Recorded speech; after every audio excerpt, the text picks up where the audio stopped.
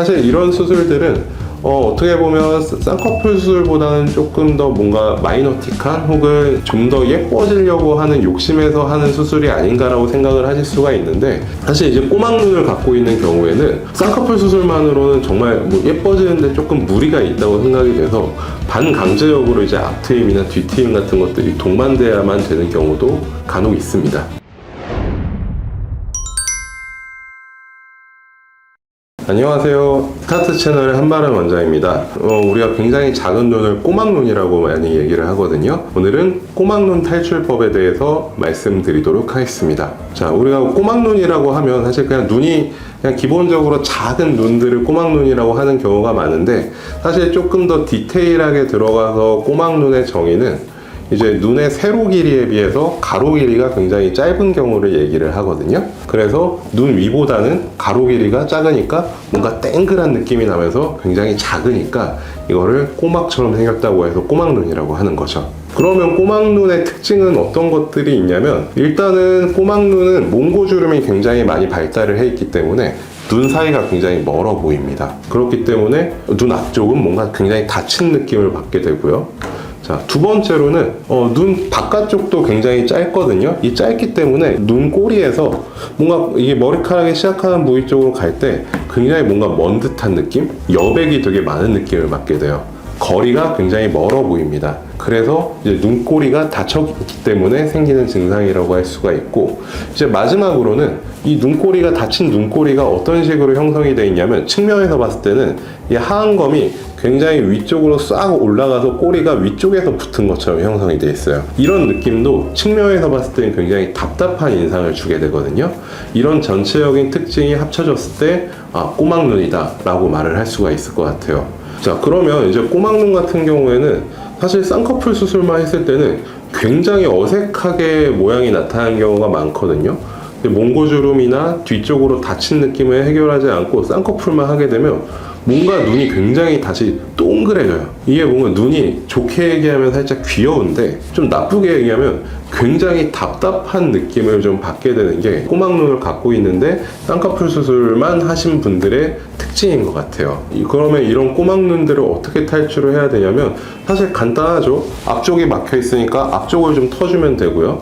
뒤쪽이 막혀 있으면 뒤쪽을 터주면 될 거예요. 첫 번째로 이제 앞쪽에 몽고주름을 해결하는 방법은 우리가 앞트임이라는 수술 방법이 있죠. 이제 앞트임이라는 건 뭐 앞으로 뭔가 당긴다는 느낌을 받게 되는 수술이라고 보시면 되는데, 어쨌든 몽고주름으로 인해서 다친 느낌, 굉장히 답답한 느낌을 해결하는 게 앞트임 수술 방법이라고 할 수가 있고요. 자, 이제 뒤트임과 뒤쪽으로 틀 수 있는 방법, 눈꼬리가 올라가고 닫힌 느낌을 해결할 수 있는 방법은 대표적으로 뒤트임이라는 수술과 밑트임이라는 수술이 있거든요. 뒤트임은 세로 길이가 자체가 좀 뒤쪽으로 당겨져서 좀 더 눈을 바깥쪽으로 시원하게 틀 수 있는 방법이라고 생각을 한다면, 밑트임 같은 경우에는 아까 말씀드렸던 눈꼬리가 위로 올라가서 닫힌 느낌을 조금 더 내려줌으로써 뒷밑 공간을 좀 더 확보할 수 있는 수술이라고 보시면 될 것 같아요. 사실 이런 수술들은 어떻게 보면 쌍꺼풀 수술보다는 조금 더 뭔가 마이너틱한 혹은 좀 더 예뻐지려고 하는 욕심에서 하는 수술이 아닌가라고 생각을 하실 수가 있는데, 사실 이제 꼬막눈을 갖고 있는 경우에는 쌍꺼풀 수술만으로는 정말 뭐 예뻐지는데 조금 무리가 있다고 생각이 돼서 반강제적으로 이제 앞트임이나 뒤트임 같은 것들이 동반돼야만 되는 경우도 간혹 있습니다. 자, 그러면 꼬막눈 탈출법에 대해서 다시 한번 얘기를 좀 해볼게요. 우리가 눈 사이가 멀어 보이고 앞머리가 닫혀서 굉장히 갑갑해 보인다. 이런 경우에 사실 몽고주름이 굉장히 강하게 덮고 있어서 생기는 답답함의 가능성이 많거든요. 그렇기 때문에 이런 경우에는 앞트임을 통해서 해결을 할 수가 있는 거겠죠. 앞트임을 통해서 해결할 수 있는 게 몽고주름 뿐만이 아니라, 사실 우리나라 여성분들 뭐 세미 아웃라인이라든지 아웃라인 같은 쌍꺼풀 라인을 내가 갖고 싶은 것도 많은데, 대부분 이런 쌍꺼풀 라인이 만들어지지 못하는 이유가 앞쪽에 몽고주름이 가로막고 있기 때문이거든요. 그래서 앞트임 수술을 하게 되면 몽고주름을 펴줄 수 있을 뿐만이 아니라 내가 원하는 라인을 조금 더 시원하게 빼줄 수 있는 장점도 있다고 보시면 될 것 같아요. 자, 두 번째로는 이제 아까 얘기한 눈꼬리부터 뭔가 머리카락까지 가는 거리가 굉장히 길고 여백이 많다. 관자놀이가 굉장히 두툼해 보인다. 이런 경우에는 당연히 뒤트임 수술을 해야겠죠. 근데 뒤트임 수술 같은 경우에는 이제 뒤쪽으로 쭉 시원하게 빼주는 수술이라고 보시면 되고요. 마찬가지로 뒤쪽에서 동반이 되는 하안검 쪽이 굉장히 눈꼬리가 올라가면서 답답하게 위로 탁 붙은 듯한 느낌 같은 경우에는 뒤트임과 밑트임을 같이 해줌으로써 해결을 할 수가 있어요. 이제 밑트임이나 뒤트임이 같이 동반되게 되면 가장 큰 장점 중에 하나는 눈매 자체가 답답한 것들이 좀 시원하게 바뀌고요. 쉽게 얘기하면 고양이상 같은 얼굴에서 조금 강아지상에 가까운 얼굴로 바뀐다고 생각하시면 좋을 것 같아요. 그래서 뒤쪽의 공간을 좀 시원하게 터줌으로써 우리가 눈 쪽의 균형도 좀 더 맞출 수 있고 좀 더 눈이 가로 쪽으로 시원하게 터지는 느낌을 만들 수가 있습니다. 오늘은 꼬막눈 탈출법에 대해서 알아봤고요.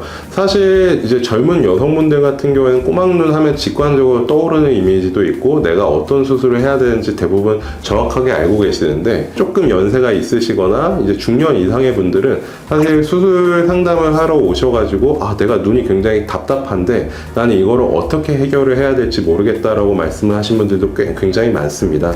그래서 오늘은 이제 꼬막눈일 때 어떤 특징을 갖고 있는지 그리고 이런 것들을 어떤 방법으로 해결할 수 있는지에 대해서 알아보았습니다. 자, 지금까지 스타트 채널의 한마름 원장이었습니다. 감사합니다.